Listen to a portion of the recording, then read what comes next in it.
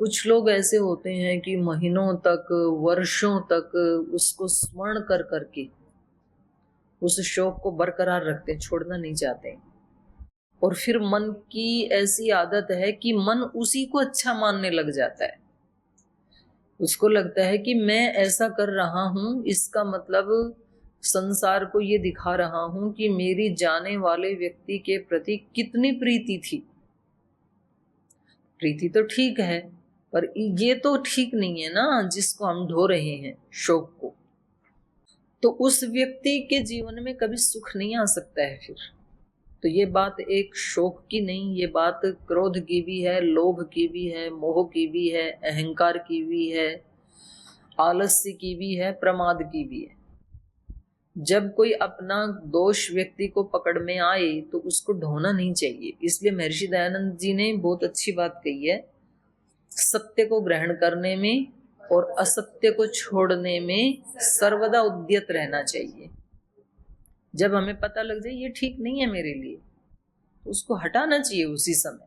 कभी कभी हम अहंकार के कारण नहीं हटाते। दो व्यक्तियों में कोई संवाद होता है, हमें पता लग जाता है मेरी बात गलत थी, इसकी बात ठीक है, ये ठीक कह रहा है, लेकिन तो भी हम अंदर से ये पता होते हुए भी कि अगला व्यक्ति ठीक है, उसकी बात को स्वीकार क्यों नहीं करते हैं? अहंकार के कारण, दुराग्रह के कारण।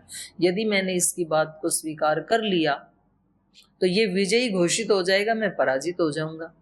तो मुझे तो किसी भी प्रकार से अपनी गलत बात को भी सिद्ध करना ही है। तो इसको न्याय दर्शन में कहा है जल्प। एक वाद, एक जल्प, और तीसरा उससे भी खतरनाक वितंडा। उसमें तो अपना मत भी नहीं होता, दूसरे वाले में अपना मत तो होता है, उसी को मुझे सिद्ध करना है। उसको निघंटू की भाषा में कहा मम सत्यम। युद्ध के नाम है निघंटू में, उनमें एक नाम है मम सत्यम।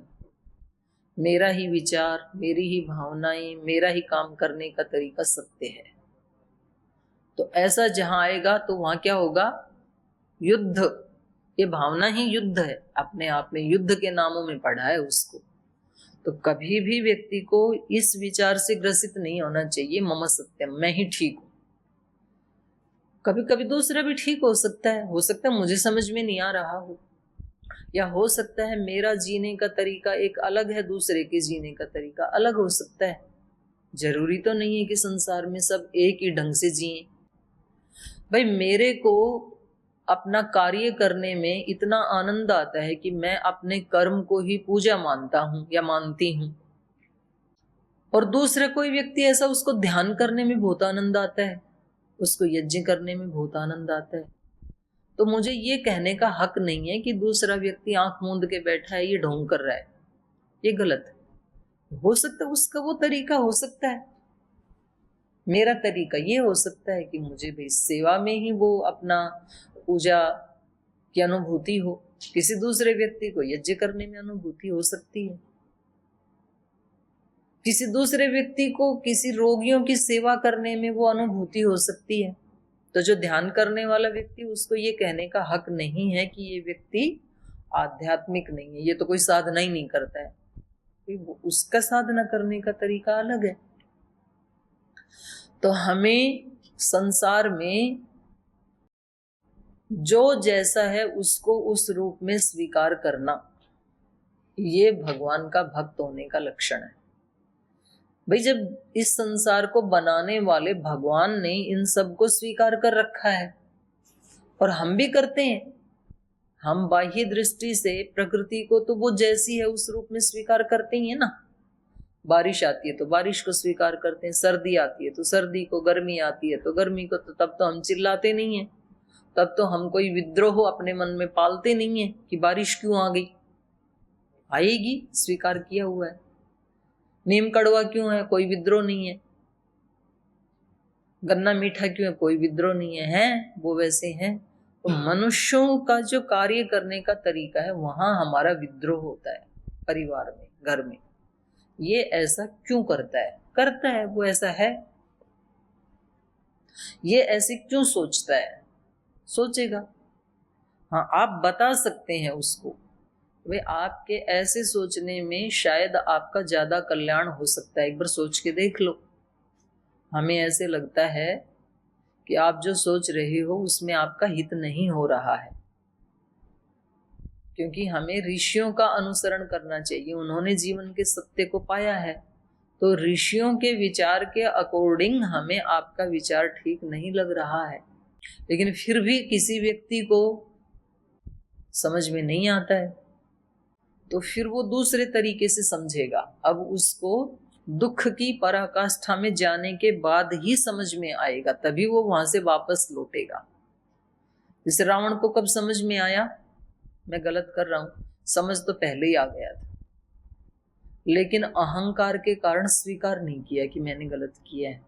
अंदर से तो समझ आ रहा था उसको, लेकिन जब उनके पुत्र भी समझाते हैं, पत्नी भी समझाती है, भाई भी समझाते हैं, और भी जो मंत्री आदि थे वो समझाते हैं आपने गलत किया है, तो उसको समझ आने के बाद भी स्वीकार नहीं करता है। स्वीकार कब करता है?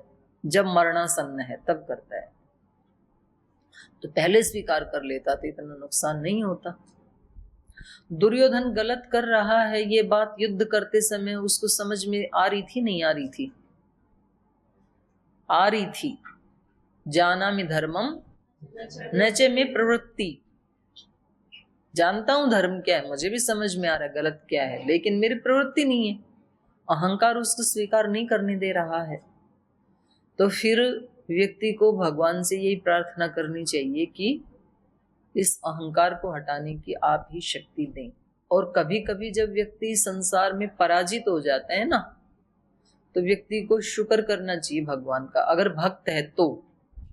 क्योंकि जब जब हमारा अहंकार टूटता है तब तब हम भगवान की तरफ एक चरण आगे बढ़ जाते हैं। अहंकार ही तो बाधक है ना भगवान तक पहुंचने में, और वो अहंकार हम तोड़ नहीं पा रहे थे अपने से, और किसी दूसरे ने तोड़ दिया हमारा।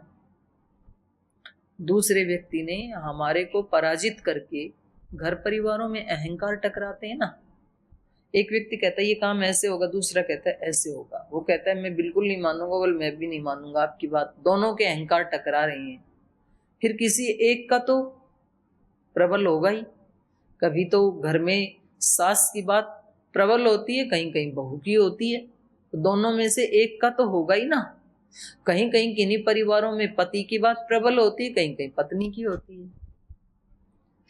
तो जिसका अहंकार पराजित हो गया वो फायदे में है आध्यात्मिक दृष्टि से, क्योंकि उसका अहंकार टूट गया। तो उसको अंदर से भगवान का और उस व्यक्ति का धन्यवाद करना चाहिए, आपके कारण हमारा अहंकार टूटा। तो ये वास्तव में पराजय नहीं, वास्तव में ये आध्यात्मिक दृष्टि से तो जय है।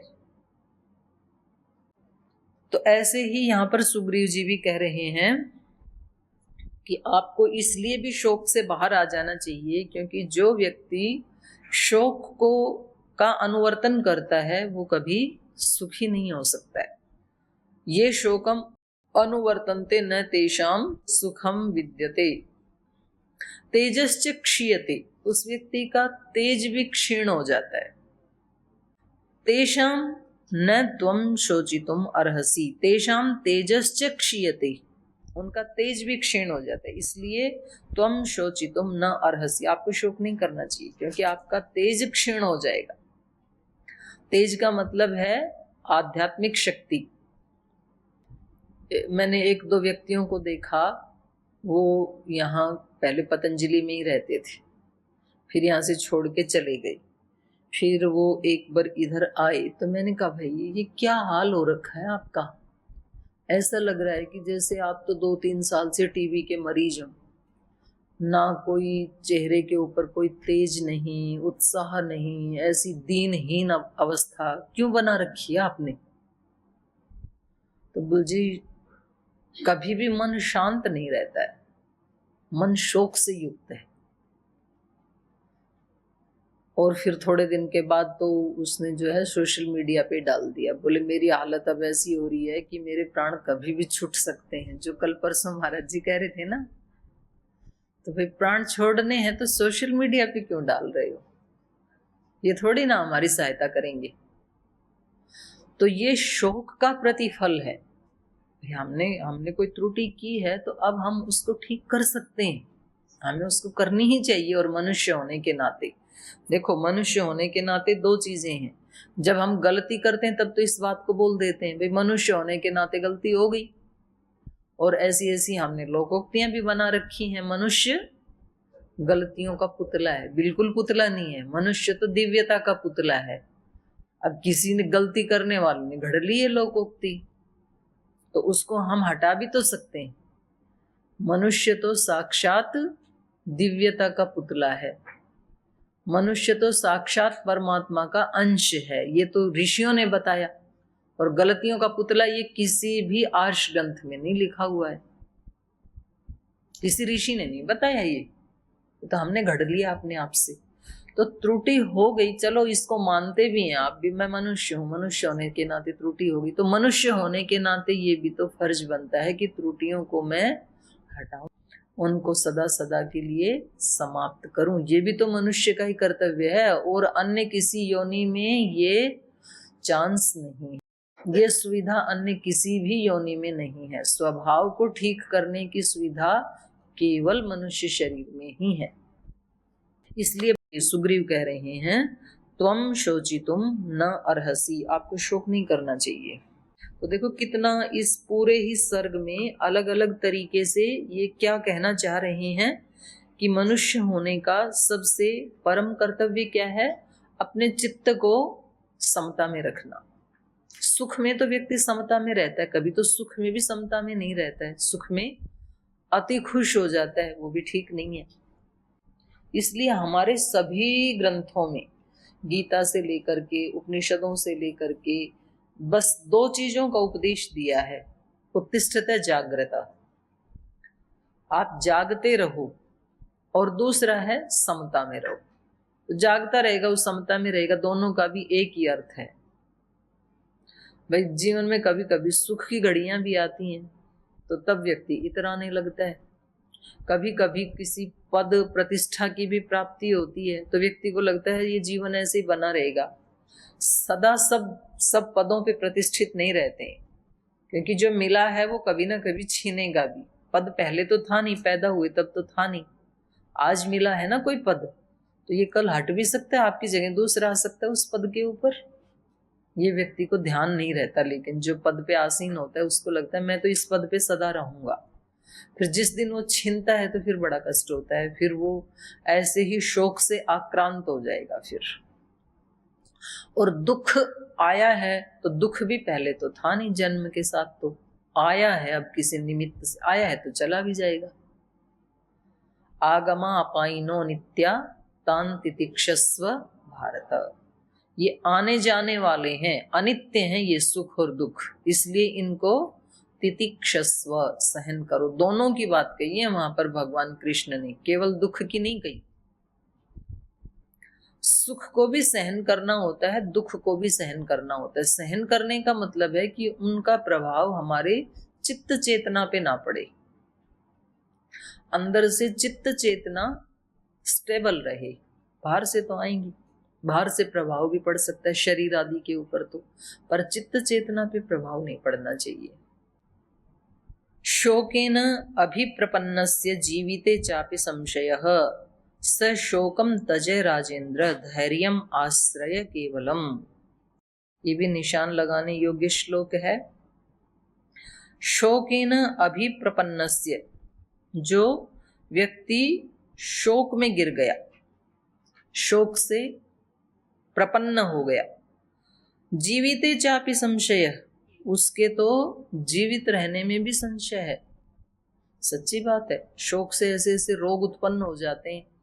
इसलिए आयुर्वेद में तो स्वस्थ की जो परिभाषा की है उसमें प्रसन्न आत्मेंद्रिय ऐसे और कह दिया, जिसकी इंद्रियां शरीर आत्मा प्रसन्न है वो स्वस्थ है।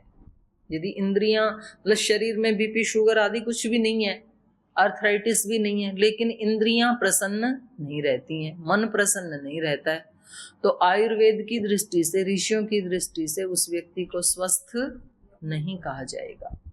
और दूसरी जगह कहा कि इन सब रोगों का कारण क्या है, प्रज्ञापराध। कोई भी रोग पहले मन में उत्पन्न होता है और फिर वो शरीर से अभिव्यक्त होता है। तो ये इसलिए कह रहे हैं कि भाई कभी कभी तो शोक से जीवन भी खतरे में पड़ जाता है, तो आप इसको हटा दो। जीविते चापि संशय शोकेन अभिप्रपन्नस्य जीविते चापि संशयः स शोकम त्यज राजेंद्र। इसलिए श्री राम को कह रहे हैं, हे राजेंद्र आप इस शोक को त्याग दो। केवलम धैर्यम आश्रय, केवल धैर्य को आश्रय बनाओ। तो अच्छी अच्छी चीजों को अपना आलंबन, अपना आश्रय बनाना चाहिए। कहीं ओंकार को आश्रय बनाने की बात कही है, कहीं तप को आश्रय बनाने की, कहीं पुरुषार्थ को, कहीं बल को, कहीं उत्साह को। जिस व्यक्ति को जिसकी जरूरत है, दोनों प्रकार की शक्तियां हैं ब्रह्मांड में, अच्छी भी और बुरी भी। सकल पदार्थ हैं जग माही। स शोकम त्यज राजेंद्र धैर्यम आश्रय केवलम हितम वयस्य भावेन ब्रोमि नोपदिशामि ते। ये भी श्लोक निशान लगा लो। वयस्ताम पूजयन में न त्वम शोचितुम अर्हसि। बोले ये सब मैं आपको कोई उपदेश नहीं दे रहा हूं। एक विनम्रता का भाव भी होना चाहिए व्यक्ति में। कभी कभी कोई व्यक्ति किसी दूसरे की परिस्थिति का फायदा उठा के टॉन्टिंग वे में उपदेश करते हैं। जैसे मानो कोई व्यक्ति महात्मा है, संत महात्मा है, और कोई ऐसी परिस्थिति घटित हो गई उसके जीवन में और वो कुछ क्षण के लिए उस परिस्थिति से प्रभावित हो गया, दुखी हो गया थोड़ी देर के लिए। तो भाई इतने वेद शास्त्र दर्शन उपनिषद पढ़े थे, आपकी भी आंख में आंसू आ गई। आपका मित्र मरा तो आपकी भी आंख में आंसू आ गई क्या? तो ये क्या है? ये टॉन्टिंग है, ये उपदेश नहीं, ये उसको ठीक करने की भावना से नहीं कहा जा रहा है। लेकिन यहाँ जो सुग्रीव जी कह रहे हैं वो टॉन्टिंग नहीं है, वो कोई उपदेश नहीं दे रहे हैं। तो इसलिए वो अपने चित्त की स्थिति को उनके सामने स्पष्ट कर रहे हैं। वयस्य भावेन हितम ब्रोमि, मैं तो केवल मित्रता के नाते आपके हित की बात कह रहा हूं।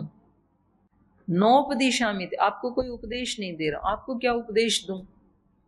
आप तो पहले ही प्राज्ञ पुरुष हैं, आप तो पहले ही सब कुछ जानते हैं। मैं तो केवल आपको एक मित्रता के नाते, आपका मित्र होने के नाते केवल स्मरण करवा रहा हूं। तो कभी कभी व्यक्ति भूल जाता है अपनी शक्तियों को, अपने ही ज्ञान को, क्योंकि शोक आएगा तो वो उसको ज्ञान को तो वो कर देगा, ओझल हो जाएगा ज्ञान। तो पर्दा आते ही भले ही कितना भी ज्ञान है तो वो उस समय काम करेगा ही नहीं व्यक्ति का। तो बात उस समय है उस पर्दे को हटाने की। तो ये बार बार कह रहे हैं शोक को हटाओ। शोक को हटाते खुद ही आप तो ज्ञान के समुद्र हैं, आपको पता चल ही जाएगा। तो व्यक्ति शोक के कारण या मोह के कारण या लोभ के कारण जो अपने स्वरूप से अभी ओझल हो गया है, उसको हटाने की आवश्यकता है। ये मित्र का कार्य है और सारी साधना भी उसी के लिए है। जो हमें इन ग्रंथों में साधना करने की बात कही जाती है, व्रत करने की, उपवास करने की, तप करने की, जप करने की, ध्यान करने की, उपासना करने की, ये सब क्या करेंगे? पर्दे को क्षीण करते हैं। जो दोषों का पर्दा आ गया चेतना के ऊपर, उसको क्षीण करते हैं। बाकी तो चेतना तो पहले से ही शुद्ध है, उसको क्या शुद्ध करना है? पर वो दिखाई नहीं दे रहा है शुद्ध रूप। तो ये सारी की सारी साधना बस केवल उन दोषों को हटाने के लिए है। तो ये भी कह रहे हैं कि मैं जो आपको शोक को हटाने की बात कह रहा हूं, ये मित्रता के नाते कह रहा हूं। वयस्य भावेन हितम ब्रोमि नोपदिशामि ते वयस्ताम पूजयन में, इसलिए आप मेरी मित्रता का आदर करना। जो आपको कह रहा हूं ये एक आत्मीय भाव से कह रहा हूं। माता पिता कोई बात कहते हैं, गुरुजन कोई बात कहते हैं, आचार्यगण कोई बात कहते हैं, तो वो हित की भावना से कहते हैं। तो उनकी भावना का सम्मान करना चाहिए व्यक्ति को। वयस्ताम पूजयन में न तुम शोचितुम अर्हसि, मेरी इस मित्रता का आदर करना, मेरी भावनाओं को समझते हुए मैं पुनः आपसे कह रहा हूं कि आपको शोक नहीं करना चाहिए, आप शोक करने के योग्य नहीं हैं। मधुरम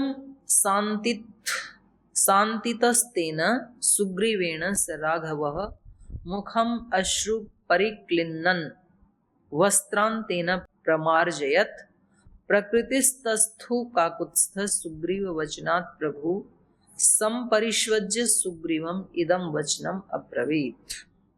तो जब उन्होंने, देखो, हमारे चित्त की जो भावनाएं हैं वो भले ही दिखाई तो नहीं जाती हैं किसी को, लेकिन बिना दिखाए भी वो दूसरे व्यक्ति को फील तो होती हैं। मनुष्यों की तो बात छोड़ो, पशु पक्षियों को भी फील होती हैं। जैसे कुछ लोग जो बहुत धर्मात्मा होते हैं, जो योगी होते हैं, सिद्ध पुरुष होते हैं, तो वो कभी पक्षियों को दाना डालते हैं ना, तो पक्षी उनके पास आ जाते हैं, डरते नहीं है उनसे, क्योंकि वो व्यक्ति स्वयं अहिंसा में प्रतिष्ठित है। तो इसलिए हमने ऐसे देखा, जो पूज्य स्वामी सोमानंद जी महाराज जी थे नूरगढ़ आश्रम में, जिनका कई बार पूज्य गुरुदेव भी चर्चा करते हैं, तो उनके पास गिलहरी आके उनके ऊपर ऐसे ऐसे चलती रहती थी, वो ऐसे बैठे रहते थे। कबूतर भी आके कभी इधर बैठ जाता था, इधर कंधे पे बैठ जाता था। उनके पास वो खील रखते थे, उसको उठा उठा के खाती रहती थी गिलहरी, और मोर भी इधर इधर घूमता रहता था। तो ऐसे पक्षी पशु भी उसको फील करते हैं, उनको पता है कि ये व्यक्ति अहिंसक है। जैसे छोटे बच्चे के पास कभी सर्प आदि आ जाता है, उसको काटता नहीं है, कभी बंदर आ जाता है, ऐसे ऐसे कभी वीडियो आपने देखे हो, वो उसको हानि नहीं पहुंचाते, बड़े व्यक्ति को काट लेते हैं, क्योंकि उनको भी फील होता है कि ये मेरे से डर रहा है, वो उससे डर रहा है, वो उसके प्रति अच्छी भावना नहीं रख रहा, तो फिर उसके अंदर भी अच्छी भावना नहीं होती, वो भी अपनी नेगेटिव भावना को अभिव्यक्त करता है। और ऐसे माता पिता बच्चे को कितना टोकते हैं, कितना धमकाते हैं, और माता पिता में भी खास करके माता सबसे ज्यादा टोकती है। माँ, आज ये कैसे कपड़े पहन रखे हैं तूने, आज कहाँ गया था सुबह से, इतनी लेट क्यों आया, कहाँ था, 50 प्रश्न पूछती है माँ। और बच्चे को झुंझलाहट भी आती है, हर समय क्या टोका टिप्पणी करते रहते हो। लेकिन तो भी अगर उस माँ को कुछ हो जाए तो सबसे ज्यादा परेशान बच्चा होता है।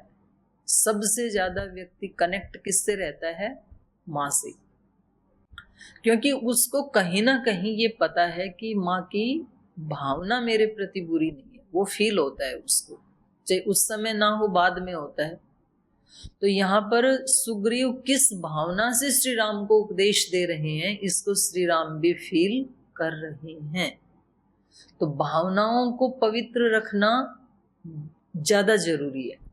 देखो, दो तरह के लोग होते हैं, एक ऐसे होते हैं कि उनकी भावना अंदर से कनेक्ट नहीं है हमारे प्रति, उनको हमारी उन्नति अवनति से कोई लेना देना नहीं है, वो बोलने में भी त्रुटि नहीं करते हैं, कभी भी मीठा ही बोलते हैं और गलत शब्द नहीं बोलते हैं, लेकिन तो भी हम अंदर से उनसे कनेक्ट नहीं होते हैं। क्यों नहीं होते हैं, हमें पता है कि इनको हमारे जीवन से कोई लेना देना नहीं है, हम अच्छा करें बुरा करें। और कुछ लोग ऐसे होते हैं, उनको हमारे जीवन के प्रति आत्मीयता होती है, वो चाहते हैं कि इनके जीवन में एक भी दोष ना आए, ये आगे बढ़ें, तो वो कभी डांट भी देते हैं तो भी हम उनसे अंदर से जुड़े रहते हैं। तो यद्यपि ये लंबा चौड़ा उपदेश दे रहे हैं श्री राम को, लेकिन तो भी मधुरम सांत्वितः तेना, मधुर रूप से और सांत्वना देने वाले जो शब्द हैं, तेना उस उपदेश से, सुग्रीवेण जो सुग्रीव जी ने दिया, स राघवः मुखम अश्रु परिक्लिन्नन्, तो अपने मुख को जो कि आंसुओं से भरा हुआ था उसको पोंछते हुए, वस्त्रांतेन, वस्त्र के एक छोर से अपने मुख को पोंछते हुए, प्रमार्जयत, उन्होंने पूछा अपने मुख को, और प्रकृतिस्थ होकर के, अपने स्वरूप में स्थित होकर के, काकुत्स्थः सुग्रीव वचनात् प्रभु, सुग्रीव के इन वचनों से स्वस्थ हो गए, और सुग्रीवम परिष्वज्य, सुग्रीव को अपने गले से लगा लिया। उन्होंने उनकी प्रीति को फील किया। इदम वचनम अब्रवीत, और सुग्रीव जी को ये वचन कहे, कर्तव्यम यद वयस्येन स्निग्धेन च हितेन च, आपने मित्रता के नाते जो स्निग्ध और हितकारी जो मधुर वचन कहे और जो आपका कर्तव्य था मुझे उभारना, उसका आपने जो पालन किया, अनुरूपम च युक्तम च, वो आपके अनुरूप भी था और वो युक्त भी था। युक्तम च कृतम सुग्रीव तत्त्वया, तत्त्वया युक्तम कृतम, आपने बहुत अच्छा किया। एक अच्छे मित्र को इस समय यही शिक्षा देनी चाहिए थी जो कि आपने अपने कर्तव्य का पालन किया, तो मैं आपका आभारी हूँ। अनुगृहीतोस्मि। तो शेष पाठ कल पढ़ेंगे, आज यहीं विराम लेते हैं।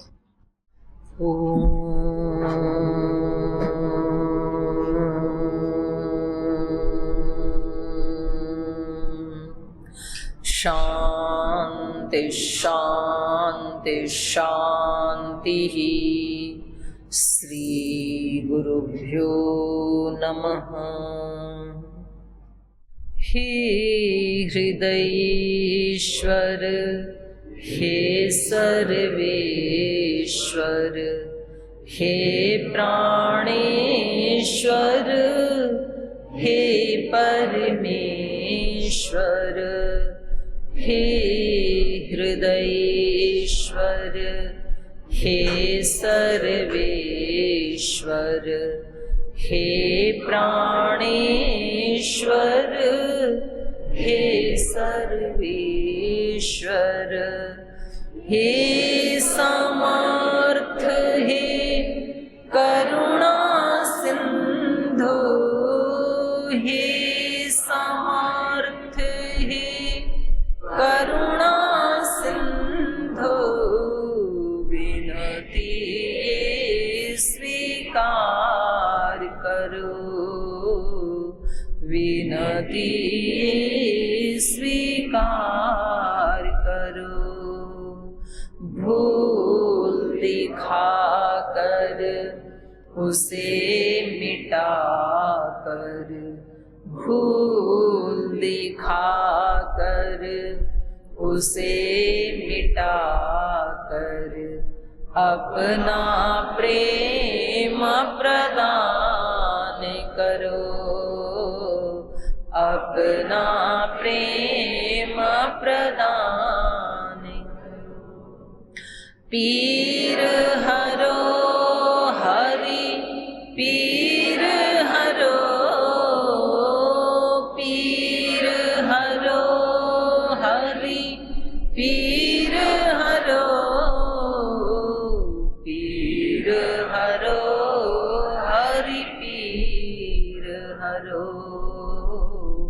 पीर हरो हरि, पीर हरो।